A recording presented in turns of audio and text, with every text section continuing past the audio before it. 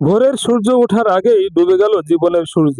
নাভারণ সাতক্ষীরা মহাসড়কে আজ ঘটে গেল একটি মর্মান্তিক সড়ক দুর্ঘটনা।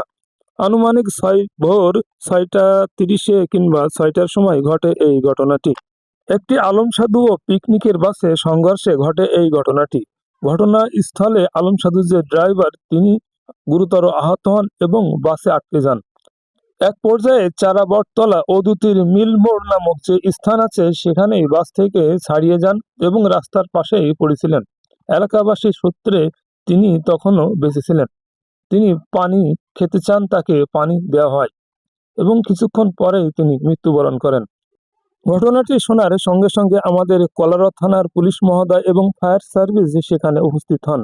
আমরা যেমনটা দেখছি, ফায়ার সার্ভিস ভাইরা তেনারা কিন্তু লাশের যে বক্স বা প্যাকেট আছে সেটার ভিতরে লাশটি ভরেছেন এবং অনেকে যারা আসছেন তাদের মুখ দেখাচ্ছেন, যাতে করে তার পরিচয়টা মিলে এবং যদি কেউ চিনে থাকে সেটার তার পরিবারের কাছে খবরটা পৌঁছাতে পারে।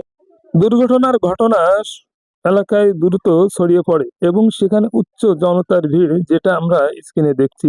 প্রথম পর্যায়ে ব্যক্তির পরিচয় শনাক্ত না হলেও কিছুক্ষণ পর ব্যক্তির স্বজনরা সেখানে উপস্থিত হন। মৃত এই ব্যক্তির বাড়ি দিগরগাছা থানার একেবারে সামনে। এখানের কিছু মানুষের কাছ থেকে সেটা জানতে পেরেছি। মুহূর্তের ভিতরেই চারদিকে স্বজনের আহাজারি। এই যে গাড়িটা দেখছেন আলমসাধু, এটাই মূলত ইনি চালাচ্ছিলেন। আইনের কিছু প্রক্রিয়ার জন্য গাড়িটি এবং যে ব্যক্তি মারা গিয়েছেন তার লাশটি আমাদের কলারো থানার পুলিশ মহোদয় এবং তার স্বজনরা সাথে থেকেই কলারোর দিকে রওনা হন।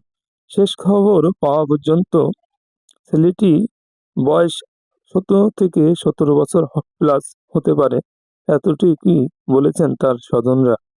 আইনি প্রক্রিয়া শেষ হলেই লাশটি হস্তান্তর করবেন তার পরিবারের কাছে।